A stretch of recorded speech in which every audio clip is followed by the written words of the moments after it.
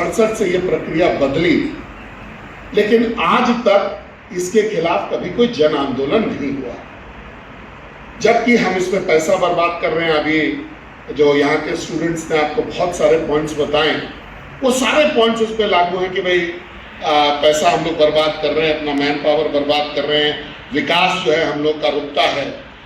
जो हमारे political system के लोग हैं, जो कानून बनाते हैं, वो लोग इलेक्शंस में बिजी हो जाते हैं, तमाम तरीके की चीज़ें हैं, लेकिन उसके बावजूद भी ये जन आंदोलन नहीं बना। और आज का सेमिनार विशेष करके इस बात के लिए ज्यादा महत्वपूर्ण है कि आपको समझना है कि ये जो नीति अभी आने वाली है, पार्लियामेंट में इसको पेश किया गया है।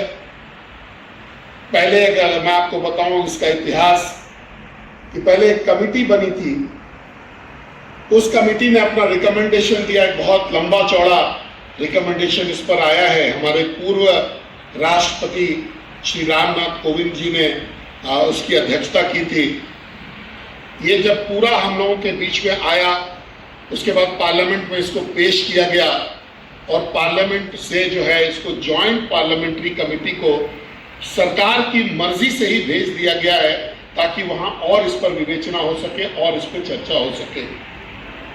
इस कमेटी के अध्यक्ष श्री पीपी चौधरी जी अपने एक बहुत बड़े लॉयर हैं, इस देश के पूर्व में देश के कानून मंत्री रह चुके हैं, बहुत सीनियर पार्लियामेंटेरियन हैं, और उनका निर्णय है कि हम हर राज्य में जा करके इसके विषय में पूरी जानकारी हासिल करके एक मैनीफोल्ड रिकमेंडेशन जो है वो पार्लियामेंट के सामने हम लोग लेकर के आएंगे।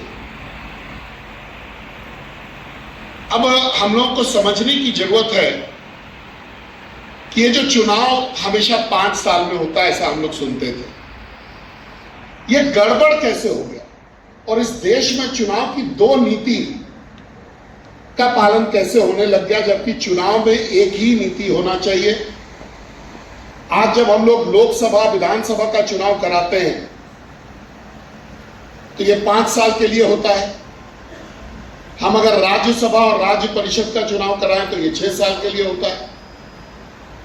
आज भी अगर हम लोग देखें तो 1967 50-51 से जो शुरू हुआ चुनाव का सिलसिला, 1967 तक लोकसभा और राज्यसभा या विधानसभा का चुनाव जो है एक साथ हुआ करता था, कभी उसमें अंतर नहीं रहा।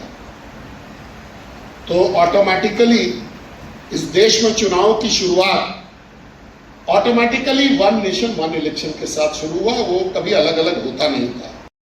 N4 news Bharat.